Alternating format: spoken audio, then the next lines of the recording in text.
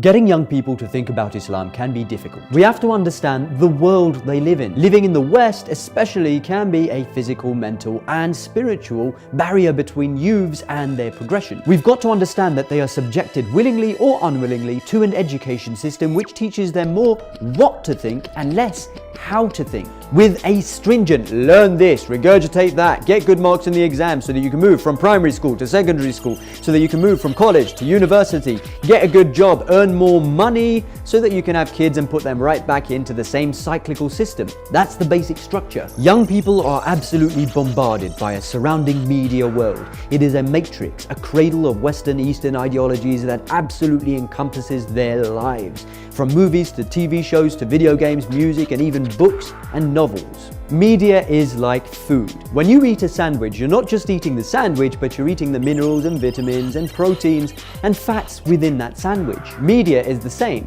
While food affects our physical bodies, media affects our minds. Every media text, from radio to billboards and cartoons, has ideologies within it. When our youths consume certain media texts, those ideologies become their own ideologies. Just like when you eat a sandwich, the proteins, fats and fibers of that sandwich become your own proteins, fats and fibers. Now, I was born in that cradle of Western ideologies, and I know what it's like. The education system spends more time feeding ideologies to our youths than even a lot of parents. And what's funny is that most schools have a level of engagement with the media, whether it's studying Shakespeare plays in English, watching a documentary in science, or historical film in history classes. Even seeing a backpack with Disney characters on it is a form of engagement with the media. It all affects the subconscious mind. Kids will spend a significant amount of their time in playgrounds and on the way home from school discussing their favorite sitcoms, comedies and movies. That's how they spend their time in schools, and when they come home exhausted, all they want is to relax. And by default, relax means to spend more time engaging with the mainstream media, whether it's social media websites or just settling down with a good graphic novel. And then we come home exhausted from our 9-to-5 job and just collapse. And the youths, even if they want to spend time with us, we're like, just get out of my face.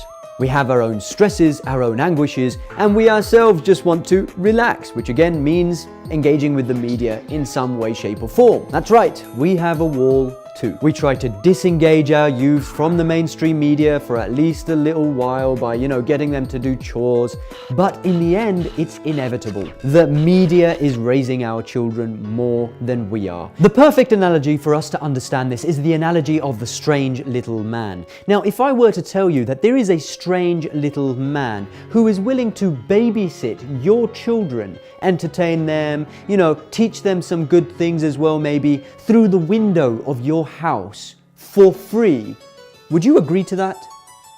Most parents would be like, no way, that's bloomin' weird. But we have to understand that the media is exactly that. It is a strange little man, a clown, an entertainer, who we have allowed into our own houses to spend all the time in the world with our youths. It talks to our youths, it sings to our youths, it entertains our youths, it teaches our youths, and it plays with our youths more than most parents. Media is created by media institutions, and every media institution has ideologies, whether it's a news organization or a very innocent looking cartoon show for children. These institutions are people you do not know. You've never seen them, you've never heard of them. They have certain beliefs, understandings and ideologies. When you consume media created by them, their beliefs, understandings and ideologies, either consciously or subconsciously, become your own. Mainstream media defines our world and the world of our youths. Meanwhile, the Quran lies gathering dust on our shelves. Islam's ideologies are not penetrating the hearts of our youths. Instead, the ideologies of global media institutions and the people behind those institutions are having more of an effect on our youths than us. So we should not be surprised that when we try to talk to them about Islam, or we take them to a lecture, or when we pray, it's having little to no effect. Young people are naturally creative people. They're thinkers, they're imaginative, they ask questions. And that's fantastic. It's the perfect time for them to learn about life, the universe and everything. But what happens? They get bored. Hassan. What? I'm bored. It's the summer, you're supposed to be born. Imam Ali said, the hearts of youngsters are like uncultivated ground. They accept whatever is strewn on them. They are like sponges at this age, so it shouldn't be difficult to engage their interest in Islam. So you try talking to them in a fun, friendly way. The aqaid is basically... What is aqaid? I said aqaid. How do you say it? Aqaid.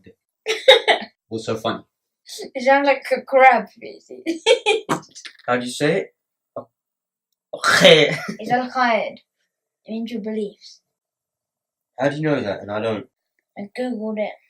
And then you end up getting a little bit frustrated. You don't care. You don't care about your beliefs. You don't care about the fundamentals of your faith. None of that matters to you. Alright, fine, I care. Yeah. We do care. They are curious. They want to know whether Allah has absolute power over them or if they have free will. They want to know if the Holy Prophet really was the messenger of God and what he came to show us. They want to know what's going to happen after we die. They really are interested in whether heaven really is that great, or whether their school friends who don't believe in God are really going to be hurled into the hellfire.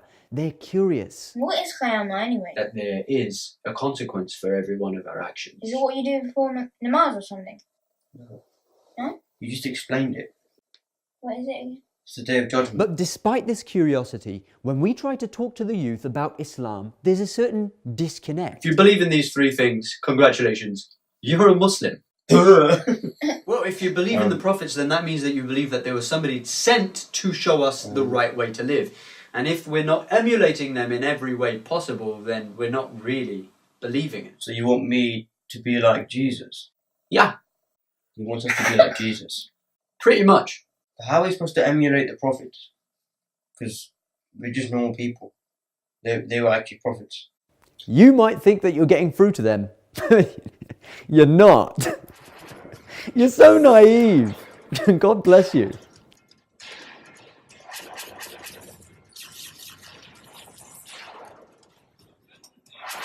Hey! Hey! Hey!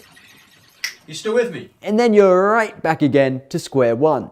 You're not getting through to them because you're hitting the wall. What we have to recognize is that there are types of youths. Visual learners learn through seeing things. Auditory learners learn through hearing. Reading and writing learners learn better from settling down with a good book or blank piece of paper. And kinesthetic learners learn from doing something. For this reason, various techniques are employed in schools to cater for the needs of different children. Now, for auditory learners, it might be sufficient to just take them to a lecture or talk to them about Islam. And for reading and writing learners, you could just switch off the TV and throw a book at them. It might not go the way that you plan.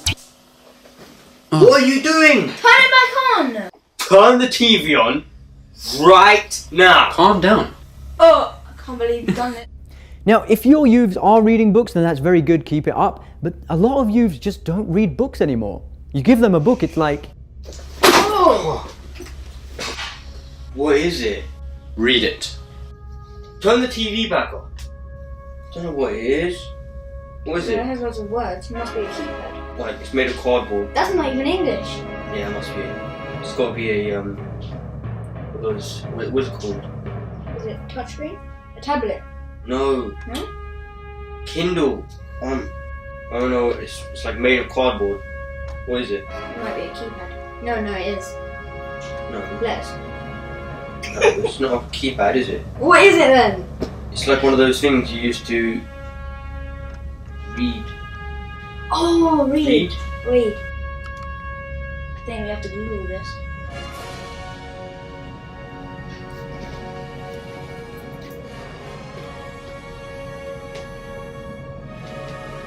I found it. It's called a book.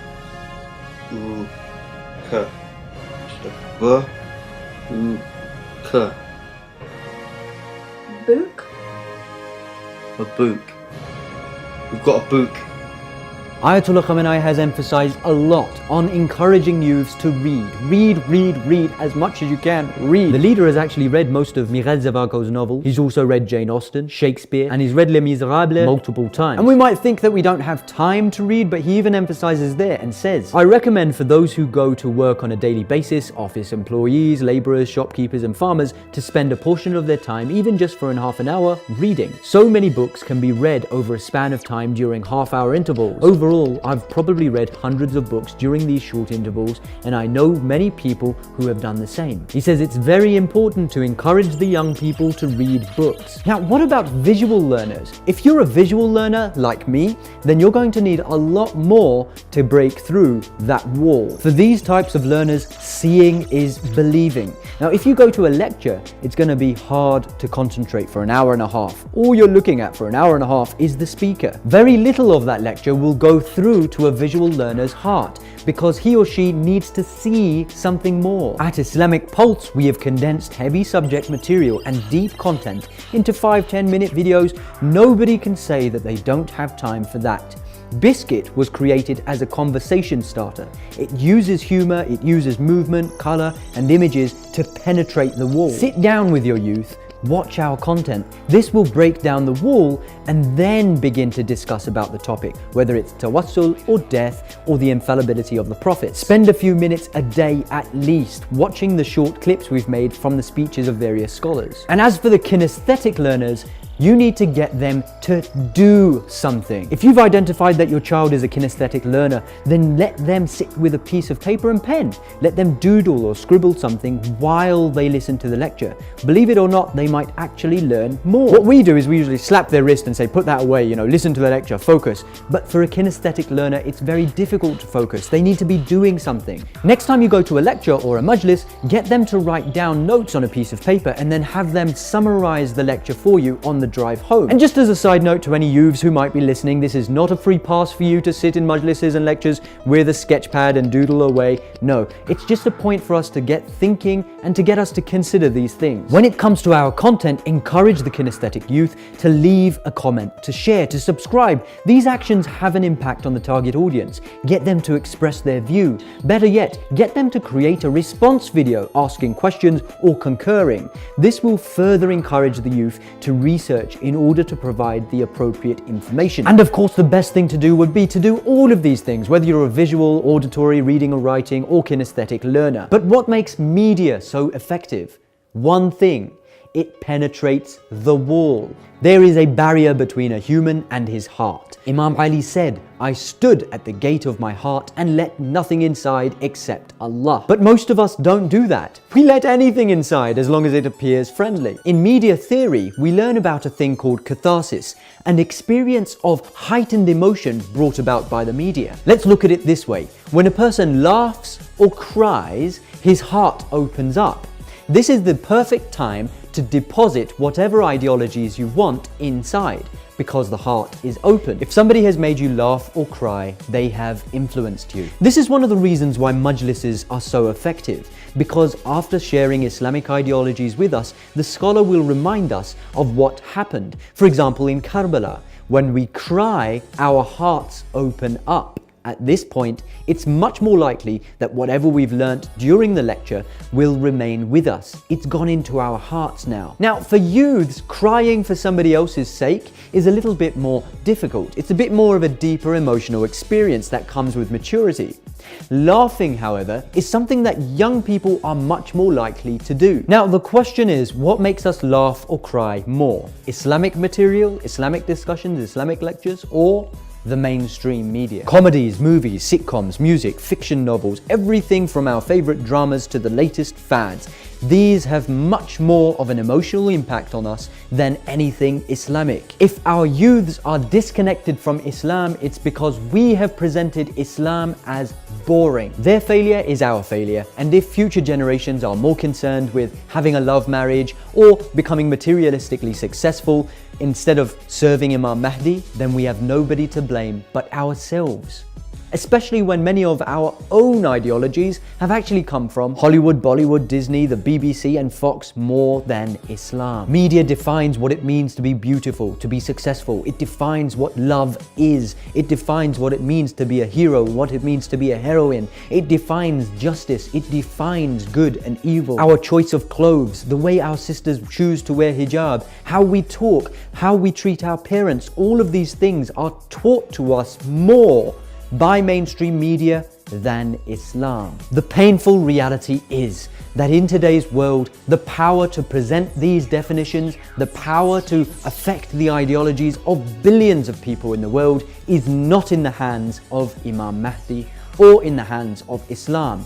It is in the hands, ultimately, of the Zionists and other conglomerate institutions whose focus is making money and distracting the people of the world. And there's only one solution: a media revolution. And it's already begun to an extent in the Islamic Republic of Iran. I'd encourage people as much as possible to engage with Iran's media, whether it's the Mukhtar narrative or the Prophet Muhammad movie or the Prophet Yusuf series. I mean, all of these are fantastic and they will always give us those Islamic ideologies. Now, you can encourage the youth to go and watch lectures, and that's very good. But remember that our youths are being challenged every day. They're being challenged by their school friends, they're being challenged by the education system, they're even being challenged by the mainstream media itself. Their faith is being challenged and they are being put to the test every single day. Their beliefs are being challenged, their practices are being challenged. They have to become firmer than mountains if their faith is to survive in the West. What we need is our youths to start thinking about Islam. We need parents out there to talk to their children more about the core Islamic beliefs, from the Quran to the Holy Prophet to the Ahlul Bayt. As we get closer to the zuhur and the return of Imam Mahdi, we have to remember the hadith of the noble Prophet. Islam came as a stranger and it will return as a stranger. So we shouldn't be surprised if the thing that we thought Islam was actually turns out to be something absolutely different to what Islam really is. We need a global media revolution. This revolution belongs to you.